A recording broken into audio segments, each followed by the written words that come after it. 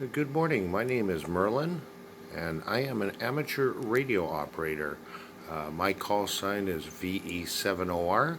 You, as a class, can look it up by Google searching it.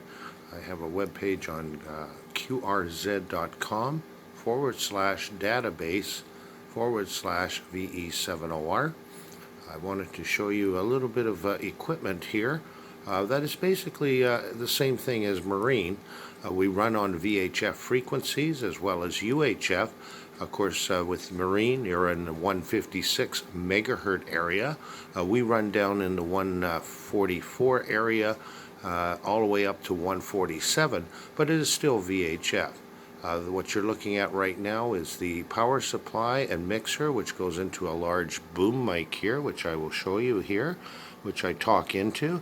And you are looking here at an ICOM radio. It's basically VHF, UHF, and has the capacity of doing about the same distance as a marine radio over the air.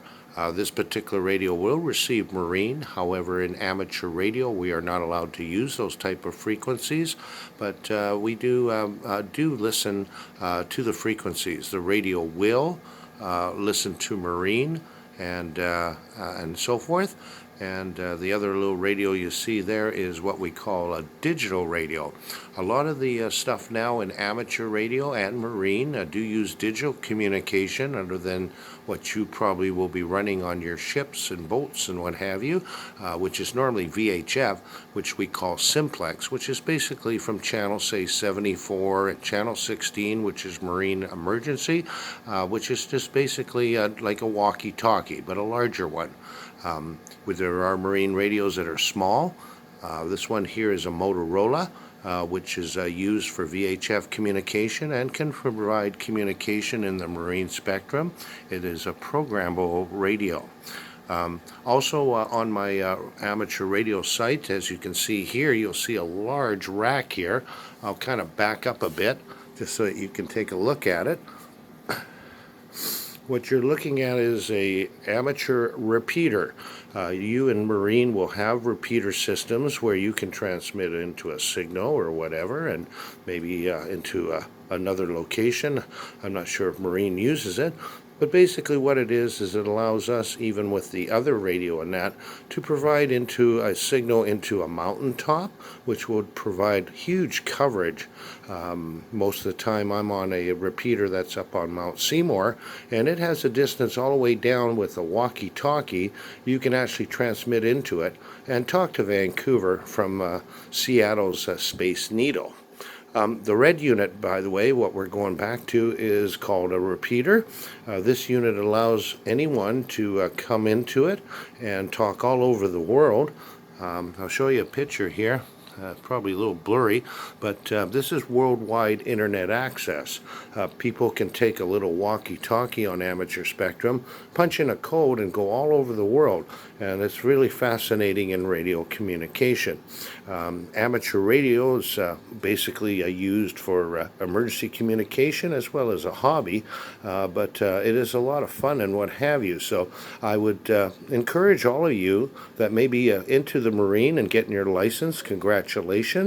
I know you'll be using the Alpha Bravo Charlie and phonetic codes like we do in amateur radio, but you will certainly enjoy marine radio once you learn protocol and that. And it's a very important facet of not only communication, but it's also an important factor of emergency communication. So congratulations to those that are going to get their marine licenses. I'm very excited for Corrine getting her license. It's a little different.